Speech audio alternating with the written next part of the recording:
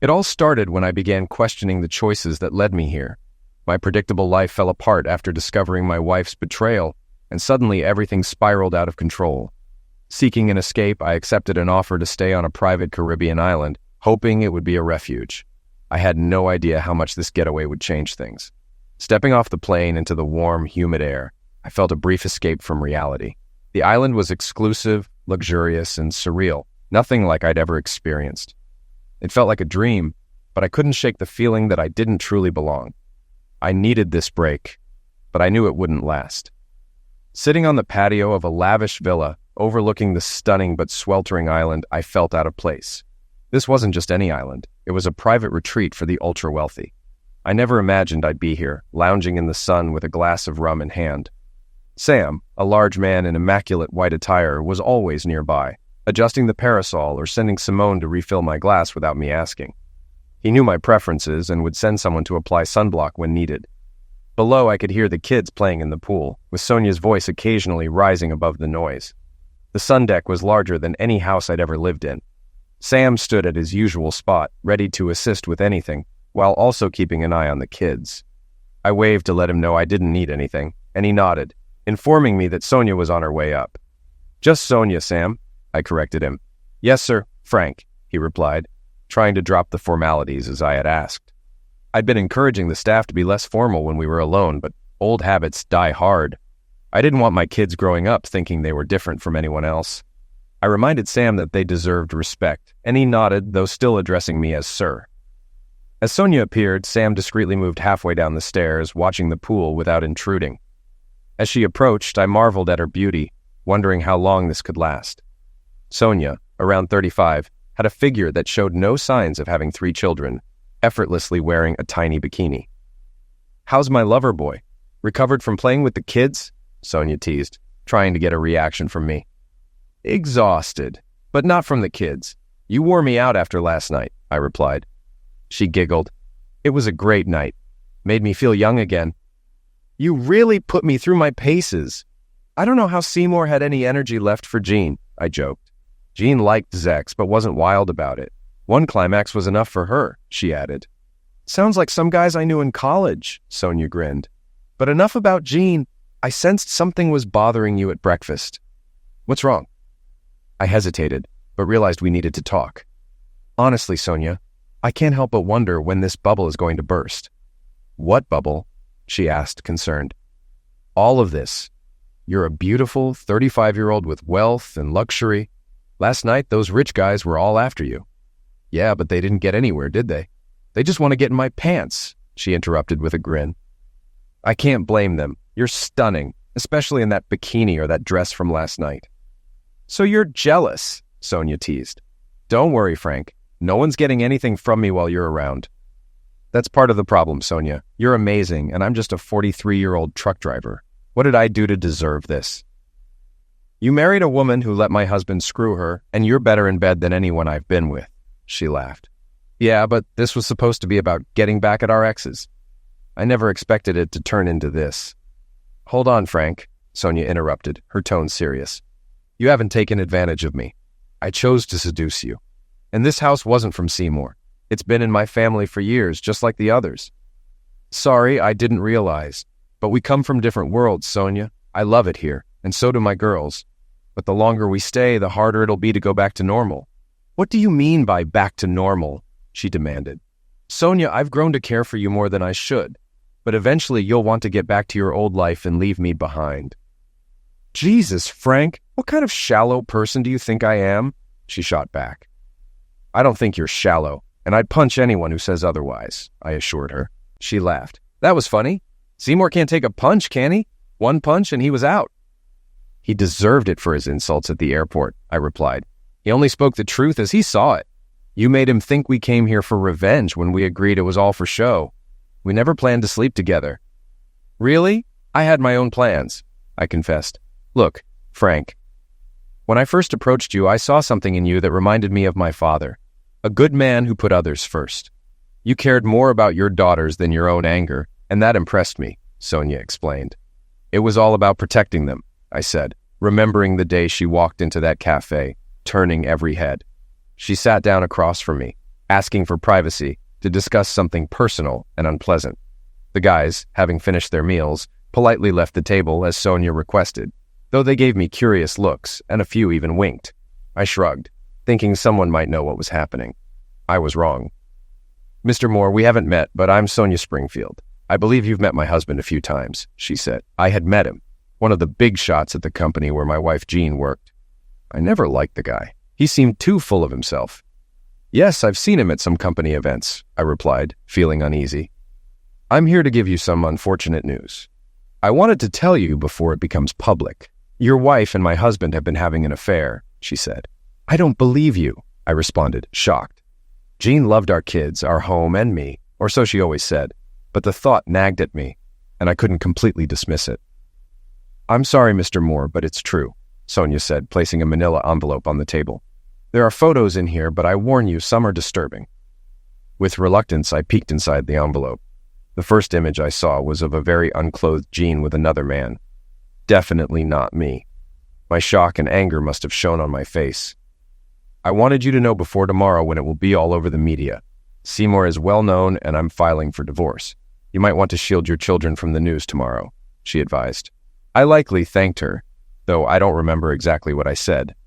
"The man I came with is my lawyer, Ronnie McIntosh. He's good, and if you need legal help, he's available.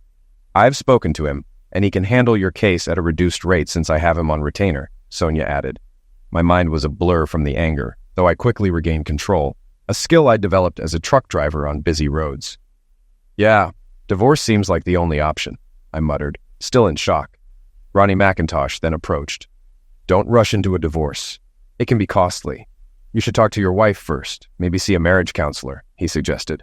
As he spoke, I continued glancing at the photos without fully pulling them out of the envelope, too overwhelmed to face them head on. "Let me see," Sonia said, and I tilted the envelope so she could take a look. "Oh my, that's from last Thursday in your house. Seymour's having sex with your wife while your kids are on the sofa watching TV.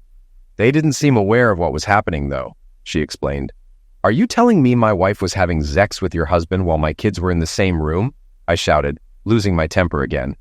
"Yes, but it looks like the kids were oblivious, completely focused on the TV," she replied. "Jesus Christ! My wife was doing that with my kids right there?" I yelled, drawing attention from everyone in the cafe. "I guess marriage counseling is off the table then?"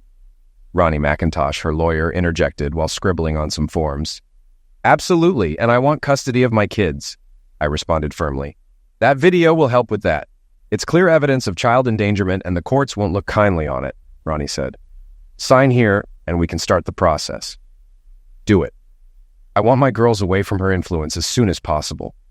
But I'm worried about how this divorce will affect them," I admitted. Ronnie suggested getting a social worker involved to suspend Jean's parental rights temporarily, but Sonia cautioned against involving social services, saying it might make things more complicated and harder to control. Ronnie asked if he could call me Frank, and I agreed. He then suggested I avoid going home that night to keep my temper in check and give them time to prepare. I agreed, planning to tell Jean I had car trouble to delay my return.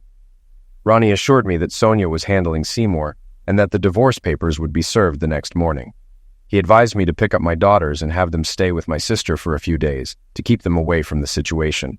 I agreed, bitterly recalling that my sister had kept the girls during our second honeymoon. Ronnie assured me that everything was in place to confront Jean without the children around. He warned me that if Jean resisted, they would use the video evidence to push for social services to take the kids away permanently. I was shocked when Ronnie confirmed that the courts could take such drastic action, but he explained that family courts prioritize the protection of children above all else. I signed the necessary papers, determined not to let Jean take my daughters from me. Sonia, who had been looking at a picture of my girls, sympathized, mentioning her own 3 children and the impact Seymour's affair had on them. We talked about how people don't consider the consequences of their actions on their children when they have affairs. Sonia reassured me that she understood what I was going through and that we would likely meet again. After they left, I called my boss to take time off and informed Jean that I wouldn't be home that night. The call went too smoothly, almost like she didn't care. Speaking to my daughters without getting emotional was difficult. Friday didn't go as planned. I picked up my daughters and took them to my sister's house, where she was ready to support me through the divorce. When I returned home, Rachel, a divorce lawyer from Ronnie's office, was there to help. She informed me that Jean had already been served with the papers and seemed unfazed, while Seymour looked less confident. Rachel suspected that Jean and Seymour had been planning to leave us, and that Jean's comment about moving the schedule up hinted at their plan. She also took precautions by placing microphones around the house to record any conversations, suspecting that Jean might try to accuse me of misuse. When Jean and Seymour showed up with their lawyer, Henry Harcourt, tensions rose.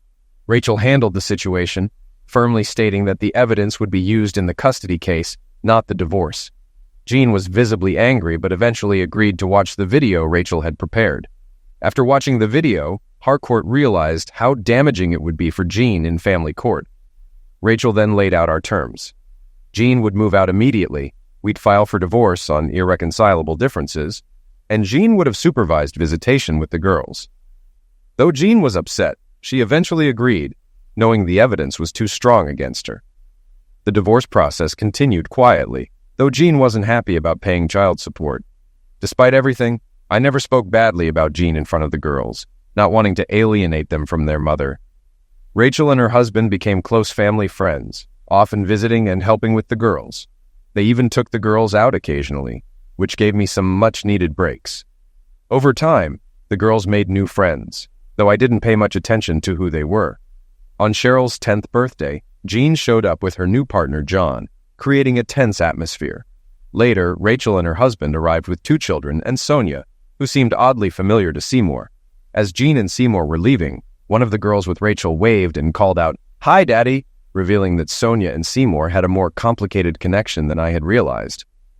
"I think I got the better deal," Sonia called out. I figured she meant ditching her husband. Jean looked furious as she slammed the car door and said something to Seymour, who waved to his kids before driving off, looking confused. "Sorry, I hoped they'd be gone before we arrived," Rachel said at the door. "Sonia's been wanting to talk, and Susan and I thought having her kids at Cheryl's party would be good since they get along well." I gave Rachel a questioning look, but before I could respond, Sonia asked, "Hi, Frank. Can we join the party?" Susan then rushed out, hugged Sonia, and brought everyone inside. Later, Susan explained, "Cheryl needed other kids at her party. She's still hesitant to bring school friends home with everything going on. We thought Sonia's kids, being in a similar situation, would be good company for her." Cheryl quickly bonded with Sonia's son, Dominic, nicknamed Tadpole, and Ed and the other kids got along well too, turning the party into a real celebration.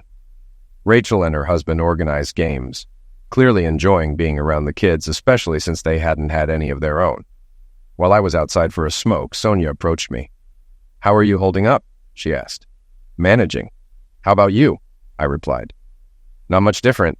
Seymour was rarely home, always chasing deals, or so he said. I should have known better." "You suspected something?" I asked. I was foolish to believe him for so long. Seymour's charming, but I should have questioned his true feelings. My father never trusted him, and now I'm glad he protected my inheritance. I feel sorry for your wife. She doesn't know what she's in for." "Well, I don't. She deserves what she gets after what she did to me and the girls." "Seymour can be very persuasive. Your wife probably didn't see it coming, but she will eventually. She's good at her job, though." "Is she? Or did she get there because of her connection to Seymour?" "No, I think it's the opposite. Jean's talented and holds influence in her company. Seymour likely saw that and latched on for his own gain." I wasn't sure how to respond, realizing I didn't know much about Jean's work. Maybe that had been part of the problem. Sonia continued, "Seymour will do anything to get ahead, which is likely why he married me, because of my father's connections. But after my father retired and secured my inheritance, I became less useful to him. I probably offered my condolences for her father's passing, and the conversation shifted to our families and hopes for our kids. My disappointment in Jean's betrayal crept in, and Sonia shared that she was a stay-at-home mom. She smiled when I mentioned the challenges of raising 3 kids and managing a household. Sonia was still smiling when Susan found us and said Tadpole was looking for his mother. Tadpole then asked if Cheryl and Annette could come over the next day so he could teach Cheryl how to dive. I suspected he just wanted to show off, but I agreed. Sonia invited Susan and her kids to join them for lunch, offering a day by the pool. The next morning, I found myself driving my 2 kids and Susan's eldest, following John, who had directions to Sonia's house, with Susan and her other 3 kids in his car. We wound through Surrey's country lanes. It It was sunny but not warm, and I mentioned the cool temperature to Susan. She assured me the pool must be heated since Sonia had invited the kids for a swim. Just as I started to think John was lost, he turned into the drive of a massive country house. I expected a large house with a pool, but nothing like this. There was even a gatehouse at the entrance. I wasn't sure we were in the right place until Tadpole and the twins ran out to greet us. The kids rushed into the mansion, and Sonia appeared, looking effortlessly elegant in cut-off jeans and a blouse. She led us through the house to a large conservatory, now an indoor pool, where 3 young people were swimming, college students who helped with the kids on weekends, as she explained. After introductions, our kids returned, changed, and ready for the pool. During the day, I noticed the boy, Jeremy, sizing me up and the 2 girls chatting with me briefly before whispering among themselves. Nothing significant happened, except that all the adults, including me, eventually donned swimsuits. Sonia had a stash for guests. One thing stood out. John couldn't take his eyes off Susan in her swimsuit. Whatever she wore must have worked because she called me the next day to say John proposed to her that night.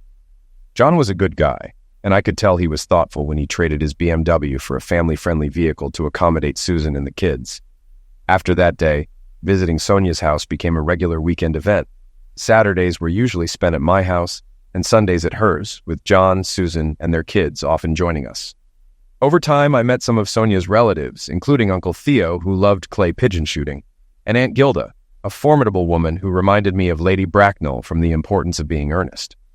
Gilda was terrifying to most adults, but was kind and influential with the kids, especially my daughters, who suddenly became more diligent with chores and homework after talking with her.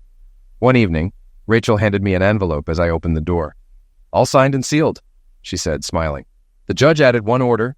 Jean gets 65 visits a year, supervised, and Seymour can't be present, even if they marry. So it's done? We're divorced?" I asked. "Yes, almost. The paperwork still needs to be finalized, but you're free.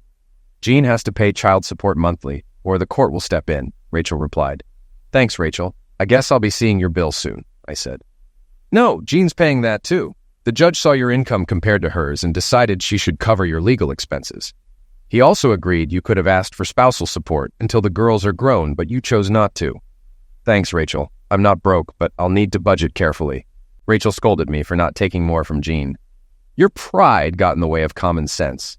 Jean would have taken you for everything," she said. "Maybe, but I'm not like Jean.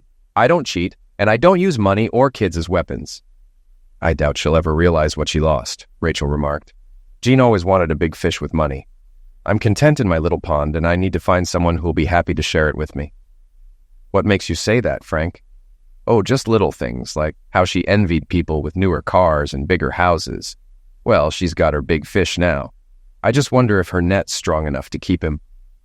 Rachel grinned, and I wondered how long Jean and Seymour's relationship would last. From what Sonia hinted, Seymour had likely cheated before, and there's that saying, once a cheat, always a cheat.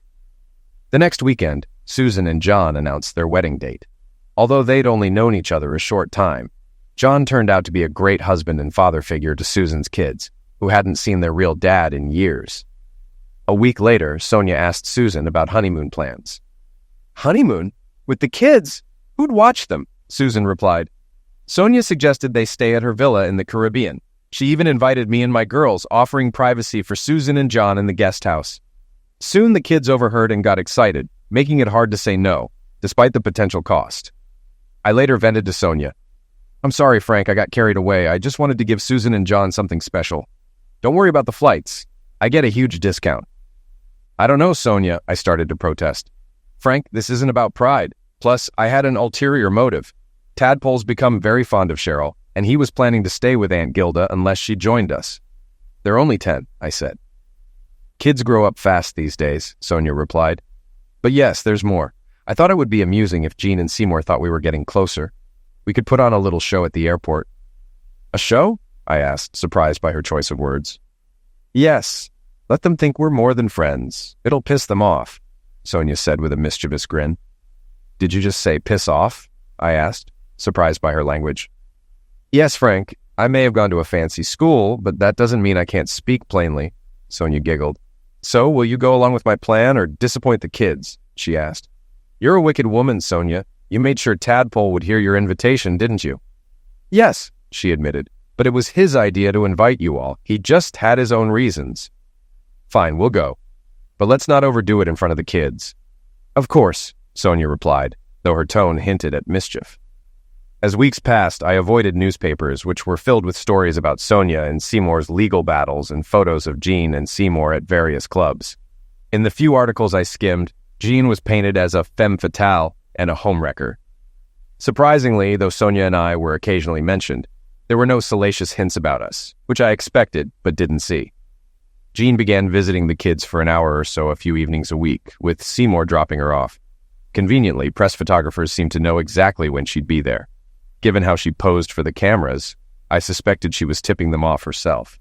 From the start, I insisted someone else supervise Jean's visits, ensuring she was never alone with the kids.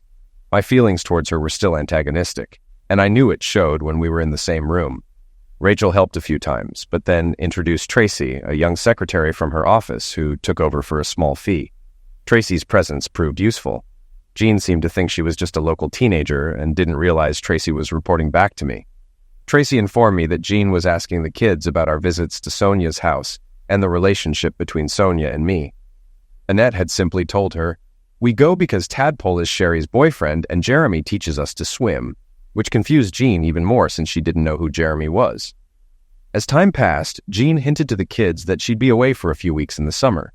Tracy mentioned Annette almost let slip about our holiday plans, but Cheryl quickly changed the subject to Susan's wedding. One evening, Tracy said, "Frank, I know I'm here to upset your wife, sorry, ex-wife, but I also know you want the girls to have a reasonable relationship with her." "As reasonable as possible under the circumstances," I agreed. Tracy then expressed concern that Cheryl might be harboring even more resentment towards Jean than I realized. She suggested I consider counseling for Cheryl. "Thank you, Tracy. I hadn't noticed," I admitted. "Maybe I'm too caught up in my own pain. I thought the girls were handling the breakup well." "They are, mostly. But Cheryl seems to blame her mother entirely, which is understandable, but she'll need to forgive her at some point." Taking her advice, I arranged for both Cheryl and Annette to see a counselor during school lunch hours. A week later, the counselor called me in for a discussion. "Both kids have handled the recent chaos at home quite well, Mr. Moore. You're somewhat right about Cheryl's resentment towards her mother, but I'm confident she'll eventually forgive her, even if she won't forget what happened or what she believes could have happened if you hadn't intervened. I just wanted the girls to have a decent relationship with their mother. I think they need her in the long run," I replied. "You hoped they wouldn't blame her for the breakup? Well, Cheryl figured out her mom was having an affair long before she left home. She also suspected her mom intended to take her and Annette when she moved in with that man, which has made Cheryl despise him." "She's not alone," I said. "I understand, Mr. Moore. Cheryl struggled with what to do before you found out. She wanted to tell you but feels guilty for not doing so sooner. That guilt has caused her significant stress, and it impacted her schoolwork badly. Both girls' studies suffered, but about 8 weeks ago they began to improve." "Aunt Gilda," I said absent-mindedly. "Sorry?" "Oh, we met an older lady about 2 months ago. She spent a lot of time talking with the girls. I noticed they became more diligent with school and more helpful around the house afterward." "It sounds like Aunt Gilda has been a positive influence on them." "Yes, she has, surprisingly. She's strict, but clearly good with kids. They've only seen her a few times, but she always makes time for them individually. I think she's been a great influence on your girls. Encourage their relationship. But if you don't mind me asking, who is Sonia? Cheryl seems quite attached to her as well." "That likely has more to do with Tadpole. Sonia is his mother, and Cheryl and Tadpole have become close friends. If they were older, I'd say too close, if you know what I mean. By the way, Sonia is the wife of the man my wife is with now." "Oh, I apologize. Lady Sonia Springfield, of course. I didn't realize your wife's new partner was Seymour Springfield." "Yes, she's with him now," I confirmed. "Yeah, I'm sure you've read about it in the papers like everyone else."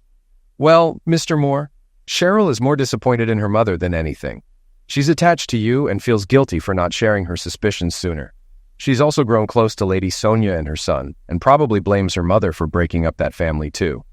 However, she still loves her mother, and I believe she'll forgive her with time. Annette doesn't seem to have any major issues. She loves her mother and misses her, but she's enjoying the extra time with you. She thinks you're more fun and likes helping you in the kitchen." "Yeah, she's great in the kitchen." "Well, I'll continue seeing them every few weeks during the school year unless something changes. I don't think you need to worry in the long run. Just give them time to adjust and keep encouraging their mother's visits." That Sunday, Aunt Gilda was at Sonia's house again, and as usual, she spent some time with both of my daughters. I didn't pay much attention since Uncle Theo had taken me outside to teach me how to shoot clays. I'd never handled a weapon before, and I doubt I hit more than one before Dominic called us for lunch. Uncle Theo thought tadpole was a silly name for a young man and refused to use it. I agreed, but didn't think it was my place to interfere. At that time, Uncle Theo was the only person who called Dominic by any other name. After lunch, as I was heading upstairs to change into my swimming trunks, I heard, "Mr. Moore, I'd like a private word with you, please. Young man, join me in the library for a cup of tea." Aunt Gilda's voice boomed from the library as I approached the stairs. I looked at Sonia, who was in the hall, but she seemed as puzzled as I was about what Aunt Gilda wanted to discuss. I must have looked nervous as Sonia altered her path to arrive at the library door with me. "I have some matters to discuss with Frank in private. Sonia, please ensure we're not disturbed," Aunt Gilda said, dismissing Sonia with a few words. I followed Aunt Gilda into the library where she pointed me to a chair with a wave of her walking stick. After she sat down, I followed suit. Moments later, one of Sonia's staff brought in a tea tray, which he set on the table between us before leaving with a respectful "Milady" to Aunt Gilda. "Frank, what's this nonsense about you having my girls see a psychiatrist?" she asked, referring to my daughters as her girls, which I took as affectionate.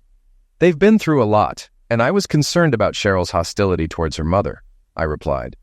I wasn't upset by Aunt Gilda's interference. She clearly cared about the girls and was an intelligent woman. Not surprising, considering her mother's poor choice in Seymour. I've always known he was trouble. But don't worry, Cheryl will get over her anger eventually.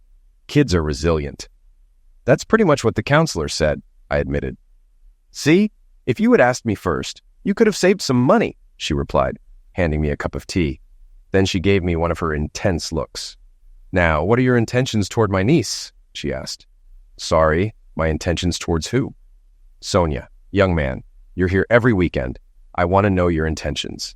She's already made one big mistake, and I don't want her making another." "Gilda, I bring the kids over so they can play with Sonia's children. They've all become great friends, especially Cheryl and Dominic." "And that's the only reason you visit every Sunday?" "Yes, of course. Both of our kids have lost a parent, and Sonia thought they could support each other. She brings her kids to my house on Saturdays, and I bring mine here on Sundays." Gilda smiled knowingly. "She's becoming more like her mother," she murmured. "Sorry?" I asked, confused. "Oh, nothing important now, about this trip to the villa. Sonia's concerned about whether you can afford the airfare." "It's a concern, but I think I can manage." "Frank, you and your family have been good for Sonia. She's not as tough as she seems. If you need help with the airfare, just ask. I'm wealthy and love Sonia's children, and yours have captured my heart too. I don't want them missing out over money." "Thank you, Gilda, but I'll manage. We'll get by." I wasn't sure if I was annoyed by her offer, but since she cared more about the girls than me, I let it go. We chatted about how well the children were getting along, and then she suggested I return to enjoy the afternoon with them. All the while, Gilda had a knowing smile, one she seemed to reserve just for me. "What was that about?" Sonia asked quietly when I returned to the pool. "I have no idea. I think Aunt Gilda just wanted to talk about my kids," I replied, avoiding mentioning our conversation about Sonia. The week before Susan and John's wedding, I decided to surprise Jean about our Caribbean holiday. The girls hadn't told Jean where we were going. After learning about Cheryl's hostility towards her mother, I had wired the lounge with a microphone connected to an old tape recorder in my bedroom, just to satisfy my curiosity. I often heard Jean mention her upcoming cruise and how she wouldn't be able to visit the kids in late June and most of July. Annette would always respond, "Daddy's taking us away for summer," without revealing where. I figured Cheryl had sworn her to secrecy. Jean repeatedly tried to convince the girls that a cruise would be better than a couple of weeks in Paynton and wanted them to persuade me to let them go with her. Paynton had been Jean's idea of a perfect holiday, as it was where her parents took her as a child. We had vacationed there every year, and she had always refused to consider going elsewhere, especially out of the country. Jean probably assumed I'd take the girls there again, but she was shocked when she saw Tracy, on cue, pick up the girls' passports that I had strategically placed on the coffee table before she arrived. "Why do you need passports?" Jean asked the girls. "Don't be silly, Mom. We need them to get on the airplane," Annette replied. Cheryl seemed to know this was the day I planned to tell Jean about our trip to the Caribbean, so she didn't stop her sister from spilling the beans. Where are you flying to? Jean demanded. Daddy's taking us to the Caribbean with some friends, Cheryl said with a hint of triumph. We're staying in a big house with a pool, like Tadpole's, but outside. Tadpole's going to teach us to sail and snorkel, Annette added, eager to chime in. Jean went quiet for a moment. Tracy, who was there as usual, later told me Jean looked like she'd been hit by a bus when she realized where we were going and who we were going with. I need to speak to my husband, Jean suddenly said to Tracy. Where is he? If you mean your ex-husband, Mrs. Moore, he's probably in the kitchen or his workshop, Tracy replied. Jean stormed into the kitchen where she found me fiddling with an old video camera. The girls say you're taking them to the Caribbean, she said, as if I were leading them into danger. Yes, we've been invited to a villa by a friend. And when were you planning to tell me? You're breaking your promise. How can I visit them if they're out there? She demanded, sounding triumphant. I looked up slowly. So, what was your plan, Jean? Were you going to hop off your luxury cruise a few times a week to visit? Or is it just that you can go abroad, but they can't? Or maybe you just don't like the idea of me having a nice trip for once? Well, no, but the Caribbean... There are sharks out there. I don't want my kids getting hurt. I promise. They won't get eaten by sharks, Jean. They could have come with me on the cruise. It's safer. They could if you weren't going with that idiot. He's more dangerous than any shark. But even if he wasn't going, the girls would still prefer to go with their friends. What friends? Super Stud's kids? Annette and Cheryl are like siblings with them now. Don't look so surprised, Jean. They have a lot in common. They've all had a parent walk out on them. I didn't walk out. You threw me out, remember? I just strike you to it. Jean, don't pretend you weren't planning to leave me and take the kids well before I knew you were seeing that guy. You were going to take my kids from me, and don't deny it. I was getting annoyed. Jean must have sensed it and backed down. When are you going? She asked. Sunday morning, we're all meeting at the airport. Are you coming to see them off? I know Superstud is coming to see his kids off. I loved seeing Jean's expression. She didn't know what to say. Susan, who later watched the video I secretly recorded, noticed it too. That evening, while Susan was getting ready for her wedding in Sonia's mansion, I showed her the tape. She watched as she delayed her entrance just enough to make John worry. It's rare for Jean to be at a loss for words, I grinned. I wonder what she'll think of. Susan began, then paused and changed the subject. Think of what? I asked. I know my sister, she said thoughtfully. Sonia's planning to make Seymour think there's something going on between you two. I wonder what Jean will think. Probably nothing. Sonia and me, that's not happening. Jean might be clueless, but not that clueless, he said dismissively. Susan raised an eyebrow. What's so far-fetched about you and Sonia, or even just a fling? He sighed. Susan, Sonia's upper class. Just because our kids play together doesn't mean she's interested in me romantically. Susan shook her head, frustrated. What's wrong with you? You've got more class in your little finger than Seymour ever had. Just because Jean couldn't see it doesn't mean Sonia can't. He remained skeptical. Susan, these people love to act like everyone's equal, but they'll put you in your place if you get too close. Sonia's just using us to get back at Seymour. I'm sure she's only been inviting us over to get under his skin. Once she's had her fun, she'll be done with us. You think? Susan asked, doubt creeping into her voice. Susan, did you see the guy who showed up here the other Sunday? That car alone costs over $250,000. That's more Sonia's type. She's got her reasons for having us around, but once the bubble bursts, I'm worried about how the girls will handle it. Cheryl's gotten really close to Dominic. Maybe I shouldn't have let it go this far, he confessed, concern evident in his tone. But you do like Sonia, don't you? You fancy her, Susan pressed. He hesitated before admitting, I never said I didn't.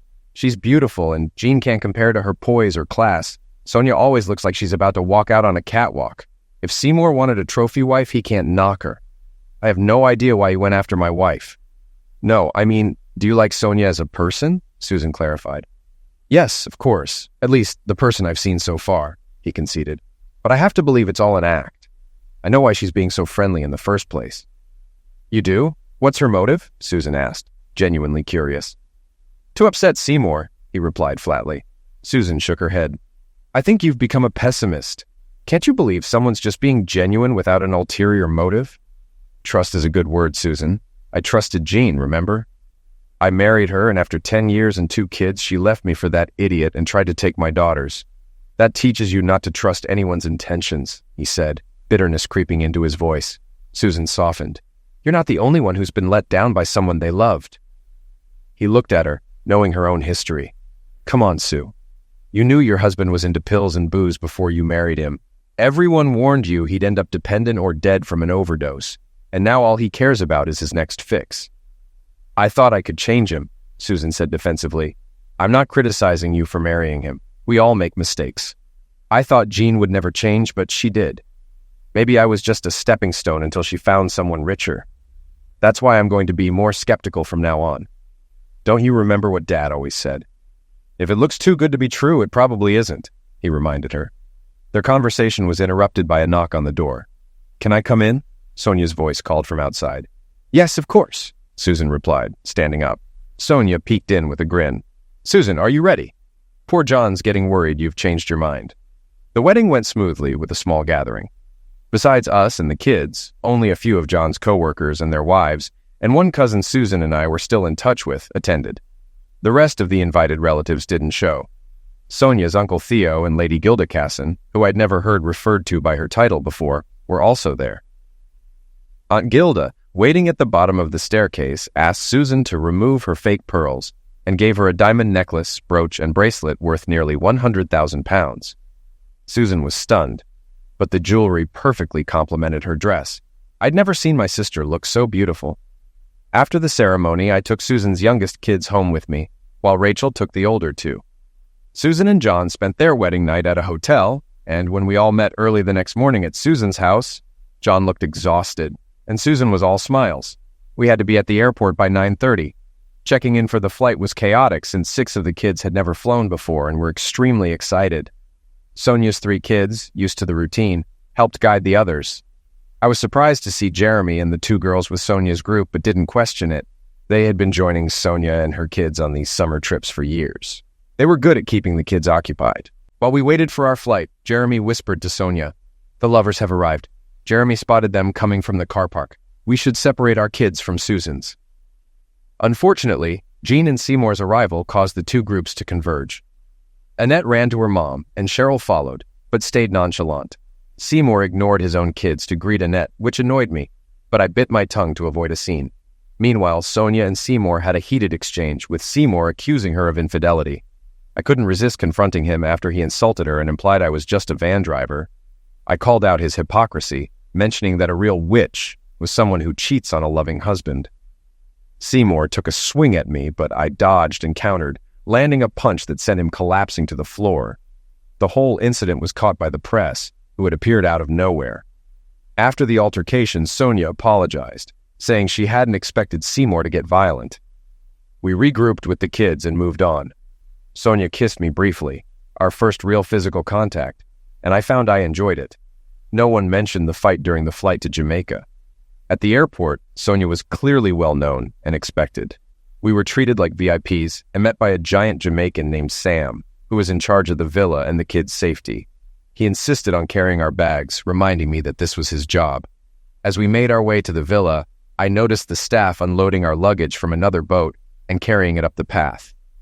A brief interruption occurred when Simone, one of the staff, ran to greet Jeremy with a hug, revealing they were a couple.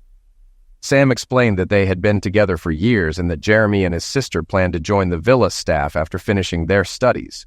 They intended to teach water sports and eventually marry. Sam grabbed a couple of suitcases and headed up the path to the villa. I realized that everyone except Jeremy and Simone, who were preoccupied, had already gone ahead. I followed Sam, taking a glance back at the lovebirds on the jetty.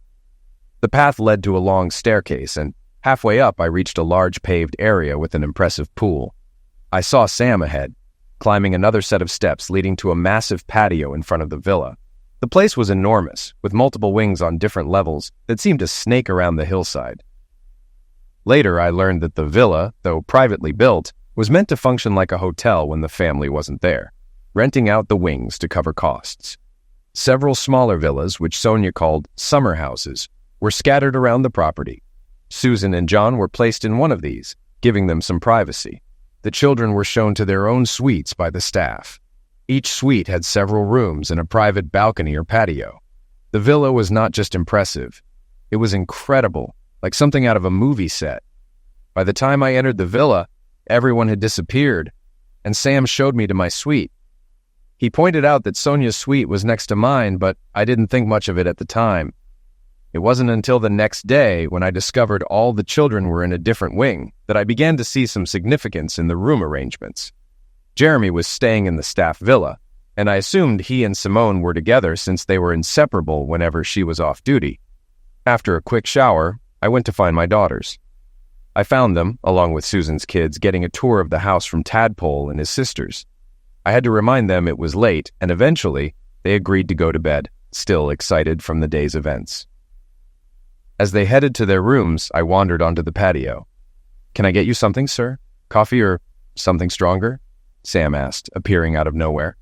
A habit I soon got used to. "Call me Frank, and yeah, where's the bar? I could use a drink," I replied. Sam led me to the bar where he mixed one of his special cocktails. We chatted for about an hour, during which Sam filled me in on the villa's history and talked a lot about Sonia's father, to whom Sam had been deeply devoted. It was clear that his devotion had transferred to Sonia after her father's passing. I don't know what time I finally went to bed, but I was abruptly awakened by Cheryl and Annette jumping on me, eager to go swimming after breakfast.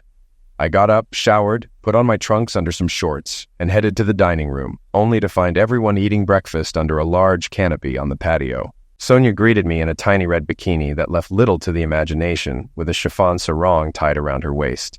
She looked stunning. "Good morning, Frank. Did you sleep well?" she asked, smiling at me in a way I couldn't quite decipher. "Morning, Sonia. A bit hot, but I'll get used to it," I replied. She nodded and suggested, "If you close the shutters, you can turn on the air conditioning. We're trying to be environmentally friendly, so the aircon shuts off if the windows are open." After breakfast, we had some trouble convincing Susan's younger kids not to go looking for their parents. We spent the morning in the pool with the children, and I couldn't help but notice that Sonia and I kept reaching for the same beach ball, usually thrown by Tadpole. Later in the morning, I decided it was time to talk to Tadpole about his nickname. It was fine for a little kid, but he was 10 now, and it would soon be embarrassing in secondary school. I got my chance when he joined me on the balustrade, where I was sitting with a drink. "You like my mother, don't you?" Dominic asked, surprising me with his directness. "Yes, Dominic, she's a very nice person," I responded. "And very beautiful," he added, not missing a beat. "Yes, she is. I think your father was a fool," I replied, trying to gauge his reaction. Dominic ignored my comment about his father and said, "She likes you too." "Glad to hear it," I said, wondering if he was trying to play matchmaker for his mother. But I shifted the conversation. "Dominic, about your nickname, Tadpole." "Yes, sir. It does get a bit—" He hesitated, searching for the right words. "It sounds a little young, especially if you have a girlfriend," I teased with a smile. "Girlfriend, sir?" he asked, a bit confused. "I'm talking about Cheryl. I'm not blind. You're sweet on her, and she likes you too. Just make sure you behave yourself," I advised. He looked thoughtful for a moment. "Yes, sir. I'll try to do that." "Dominic, how about shortening Tadpole to just Tad?" I suggested. "Like the boy on that TV show?" he asked, catching on. "Exactly. It turns a silly name into a cool one," I explained. "Yes, I like that. But how do I get people to start calling me Tad?" he wondered. "Leave that to me. Just introduce yourself as Dominic or Tad and gently stop answering to Tadpole," I advised. "Thanks, Mr. Moore. I'll try," he said, grinning as he climbed down from the balustrade. Later that day, I noticed most of the children were calling him Tad, and even Sonia and the staff picked up on it quickly.